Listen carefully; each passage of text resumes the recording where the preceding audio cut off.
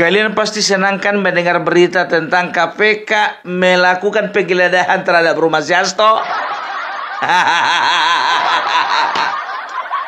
Ngaku aja lah. Karena pada dasarnya isi hatimu dan isi hatiku sama. Sama-sama kepingin dia cepat-cepat ditangkap. Supaya jangan ada orang yang sosok jauh. Banyak kali orang yang nantangin. Lihatlah, KPK cuma berani menetapkan Hasto jadi tersangka, nggak akan mungkin berani ditangkap. Kita lihat. Kalau udah kayak gini, ini bau-baunya bakalan cepat ini. Sedangkan Tessa Mahardika, juru bicara KPK, sudah berani mengatakan kalau misalnya mangkir dia sekali lagi, kita jemput paksa. Gak ada cerita. Dan tahu ndak kalian, apa responnya Hasto ketika rumahnya digeledah?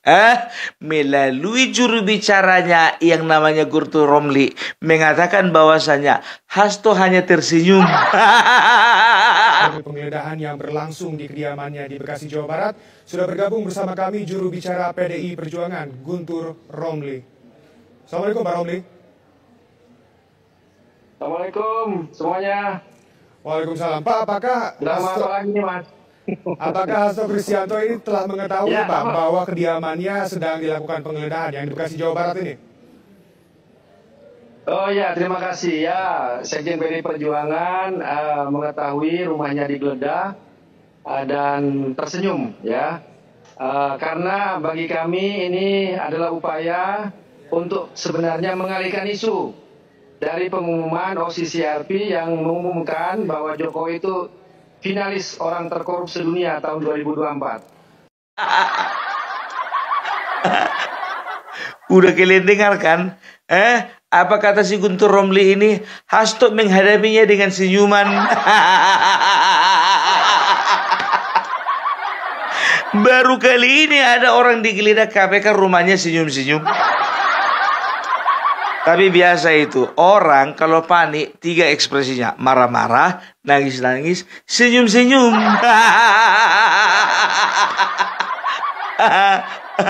Tapi kalau ku bilang sama kalian, jangan percaya kalian apa yang dibilang si Guntur Romli ini. Mana mungkin si Hasto bisa senyum? Sedangkan orang lain yang dizulimi, dia yang nangis. Orang lain dipecat, dia yang nangis. Iya, masa sekarang giliran dia ditangkap KPK dia nggak nangis?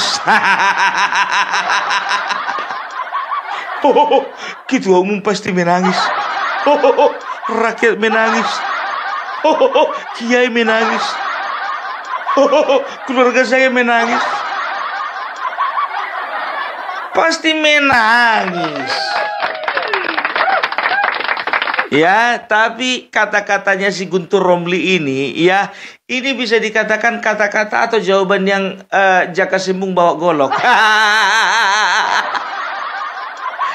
Masa dibilangnya Hasto menghadapi dengan senyuman? Karena apa?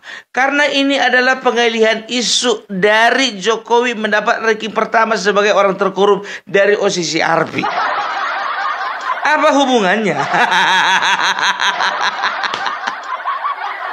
Guntur, inilah risiko kalau kutu loncat tiba-tiba jadi juru bicara.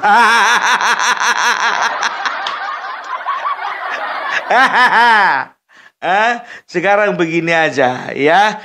Ya sekarang begini, isu apa rupa yang dialihkan? Nggak nyambung blok. Nanti kalau misalnya ya. Apa namanya? Ini misalnya Hasto Kristianto tertangkap kamera sedang bermesraan dengan istri daripada sahabatnya. Lalu dia mengatakan ini adalah pengalihan isu. Ini pengalihan isu oleh karena OCCRP menetapkan Jokowi sebagai seorang koruptor. Ya, sekarang begini lagi. Media menyorot bahwasannya pertemuan antara Hasto Kristianto dengan mantannya Kaisang bernuansa politis. Oh, datang lagi dia. Ini pengalihan isu. Pengalihan isu bahwa Joko Widodo memiliki ijazah palsu. Jaga sembung, bawa golok, nggak nyambung blok. Aduh. Ya, sekarang begini, ku bilang sama kalian ya. Tahu ndak kalian ya, satu-satunya pihak yang masih percaya bahwasanya Jokowi namanya masih belum dihapus, itu adalah orang-orang PDIP. Udah tahu kan siapa dalang dari semuanya ini berarti? Udah tahu? Coba bayangkan, di saat pendirinya saja sudah minta maaf, mereka katakan belum dihapus namanya. Pendirinya sudah minta maaf, mengatakan bahwasanya maaf, kami tidak menemukan data bahwasanya Bapak Jokowi melakukan tindakan korupsi. Karena polling yang dilakukan adalah polling yang berdasarkan suara dari masyarakat. Nah, sekarang kemungkinan besar ada pengarahan massa terhadap orang yang melakukan polling. Siapa lagi kalau bukan kaum itu? 16%. Sudahlah, modus-modus seperti itu gampang tercium itu. Ya kan? Kami nggak bisa dibodoh-bodohi. Cukup kalian yang bodoh. Dan yang mengisi polling itu. Kan begitu. Sedangkan sekarang begini ku bilang ya, kalau misalnya aku mengeluarkan sebuah produk ya, ku katakan ini produk gagal. Jadi harus ditarik dari pasaran. Ada berani bilang produk itu produk bagus? Udah, sedangkan yang punya bilang itu produk gagal. Harus ditarik dari peredaran. Masa dibilang bagus? Yang on ini sekarang siapa? Awak apa dia? Udahlah, kalau panik-panik aja. Coba bayangkan kalian ya, dilakukan penggeledahan di rumahnya si Hasto. Masa tahu ndak kalian, tiba-tiba aja datanglah orang-orang PDIP datang jam 3. Karena apa? Karena mereka nggak tahu rumahnya digeledah. Datang orang itu jam 3 biar tahu kalian. Jam 3 keluar dari rumah itu katanya kan jam 18:10. Nah, Guntur Romli mengatakan bahwasanya mereka tidak menemukan apa-apa. Orang yang dibawa keluar itu satu koper kok. Emangnya bodoh KPK? Melakukan penggeledahan selama lebih dari jam 15. Katakanlah jam 15 yang ketahuan, 15 sampai jam 18. 3 jam tapi gak dapat apa-apa. Kalau kalian bilang katanya HP-nya si Harun Masiku yang ditenggelamkan, wajar gak dapat. Karena besar juga ongkos menyewa penyelam. Untuk mencari ponselnya si Harun Masiku. Iya kan? Itu dia, ya. Jadi kan dikatakan di situ ada temuan, ya. Ada flash disk, ada buku catatan, dan juga ada beberapa dokumen, kan begitu. Masa cuma bawa flash disk dan buku catatan sama beberapa dokumen, masa harus bawa koper? Beberapa dokumennya itu beberapa. 100 bundel pun beberapa. Beberapa ini kan relatif ini. Udahlah, rakyat jangan dibodoh-bodohi, kan begitu. Dan tahu ndak kalian ya, datang KPK ke sana. Aku mikirnya begini ya kan, KPK datang ke sana apa nggak takut orang itu? Karena sebetulnya kan rumah itu kan dijaga sama pengawalan ketat dari FBI.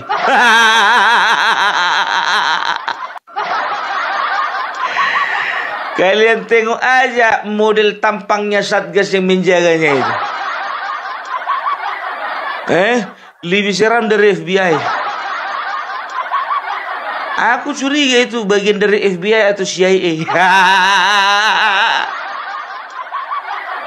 Iya, Hasto kan kenalannya Koni. Koni kan ngaku-ngakunya kan punya banyak kenalan di luar negeri. Mana tahu dari mereka itu, dari beberapa orang, katakanlah 10 orang yang menjaga. 5 dari FBI, 5 dari CIA.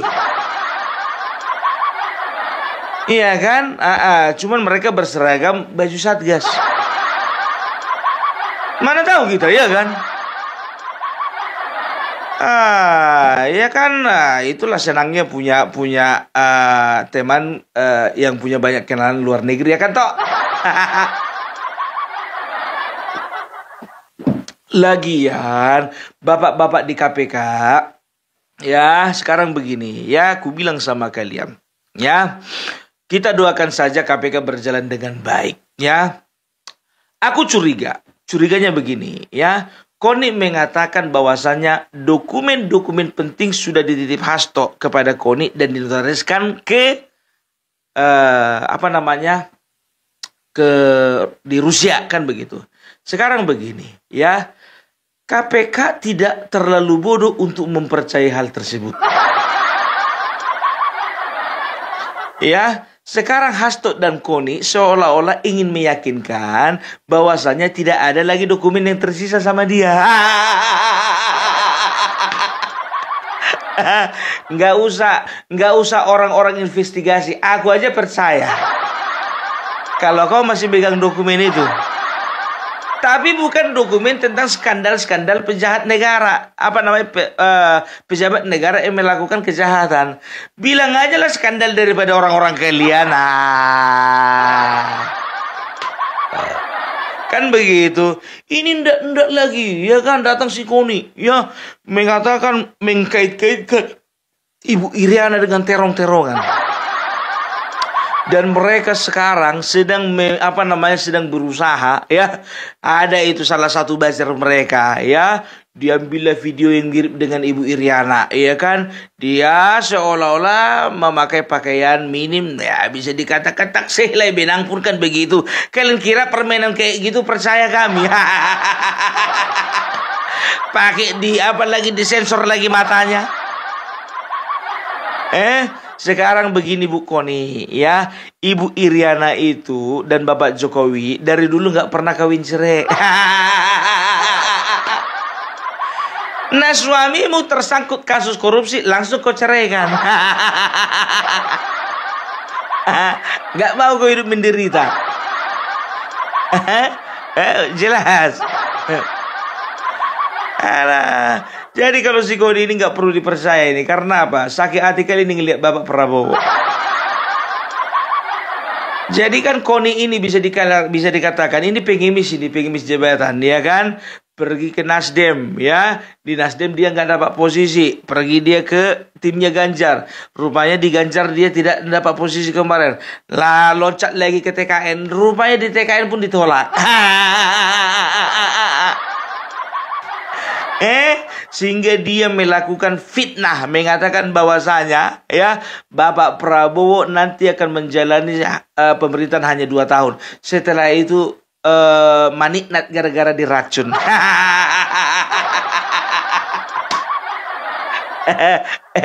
Setelah melakukan fitnah tersebut, ya kan, lari dia ke Rusia. Kalah apa?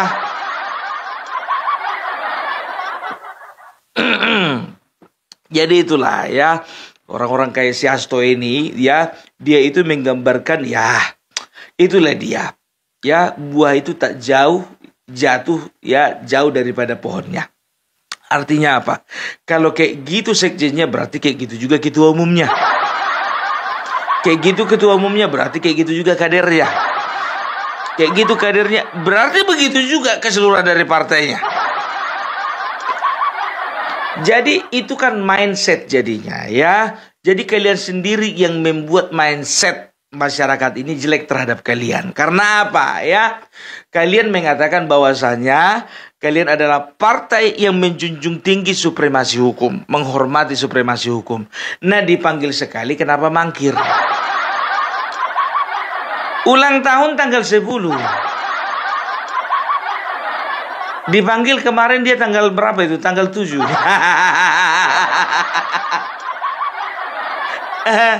Iya datangi dulu lah. Nanti ulang tahun kan bisa itu. Kan lucu. Jadi begini contohnya, ya kan? Anak bahas orang bapak disuruh ngambil rapor anaknya kan. Pak ngambil rapor, ya Pak tanggal 7. Nantilah dulu Bu, ya lewatkan dulu tanggal 10. Kenapa tanggal 10? Karena anakku ulang tahun. Nggak ada hubungan. Nggak ada hubungan, ya. Makanya, jadi jangan kalian itu jangan jaka sembung main golok gitu loh. Ya rumah Syasto yang diperiksa lari kalian ke masalah OCCRP, ya. Jadi apa nggak ada senjata yang lain? Bapak Jokowi itu sekarang lagi sibuk loh nerima tamu. Nggak tahu kau udah berapa banyak gula yang habis. Itu kurasa tukang cuci piring di rumahnya Bapak Jokowi itu repot itu biar tahu kalian. Datang tamu, suguhkan minuman, bawa lagi piring dan juga gelas itu ke belakang cuci. Nggak nunggu 5 menit masuk lagi tamu, bikinkan kopi, selesai minum kopi cuci. Lembur itu biar tahu kalian. Bahkan mungkin kemungkinan besar sekarang ini Bapak Joko Widodo sudah meng-hire 2 orang lagi tenaga pencuci piring. Lagi sibuk dia itu meladeni masyarakat karena selama ini ya dia disibukkan dengan urusan negara. Nah sekarang dia bisa lebih santai, bisa menikmati bercengkrama dengan keluarga dan bisa menyapa-nyapa masyarakat. Ini asih aja OCCRP terus yang kalian serangkan, yang kalian tuduhkan sama Jokowi. Nggak nyambung Glok. Itu dia ya. Jadi kita udah bisa nilai ya kapasitas seorang juru bicara. Gak yakin aku kok bisa kawan ini jadi juru bicara, serius. Kalau juru bicara itu, aduh, tolonglah dulu dipilih yang berkualitas gitu loh. Padahal sebetulnya ndak itu alasannya, itu alasan dia aja itu. Kan begitu ya. Lumayan sih 7, 8, 9, 10 menyusun rencana. Aduh. Gimana toh? Udah siap kau bongkar semuanya. Yang mana yang mau kau bongkar sayang? Pejabat negara mana? Ku tengok semuanya adem-adem aja, nggak ada yang apa namanya, nggak ada yang kebakaran jenggot. Justru dari kalian yang banyak kebakaran jenggot. Kalian yang mau diperiksa, si Asto yang mau diperiksa, malah mereka itu mengalihkan isu dengan kasus-kasus yang lain. Si Asto yang mau diperiksa KPK, yang ditersangkakan, ya, disangkut pautkan dengan si Harvey Muiz. Sekarang begini, ya, kalau bicara tentang si Harvey Muiz, ya, itu kan bisa dikatakan dari 300 triliun, 230 triliun itu adalah kerugian negara yang diakibatkan oleh kerusakan alam, kan begitu. Nah, yang perlu kita cari tahu 70 triliun, ya, dan orang-orang di belakangnya Harvey Muiz. Setelah itu perusahaan-perusahaan yang ada di belakangnya Harvey Muiz. Tenang aja, semuanya itu pelan-pelan akan didalami, kan begitu. Karena ini kan jumlahnya triliunan, ya, makan waktu panjang. Nah, ini PDIP, ini Hasto yang melakukan penyuapan. Ini kan putaran uangnya kan cuma sekitar 1,5 M, kan begitu. Kecil kan, kalian bilang kecil. Justru itu mulailah segala sesuatu dari yang kecil.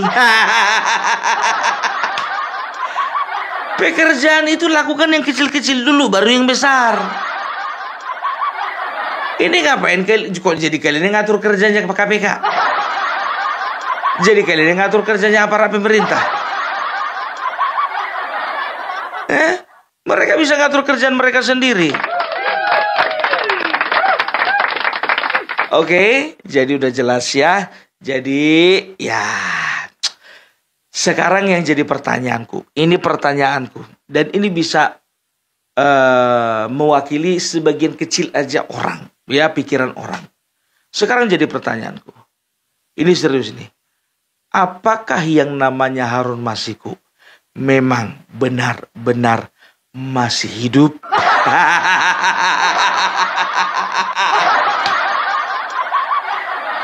Itu aja pertanyaanku, ya kan? Mudah-mudahan yang namanya Harun Masiku nyawanya masih terselamatkan.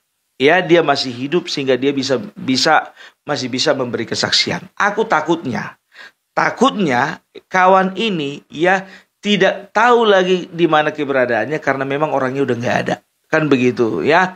Karena dengar kabar katanya istrinya juga sudah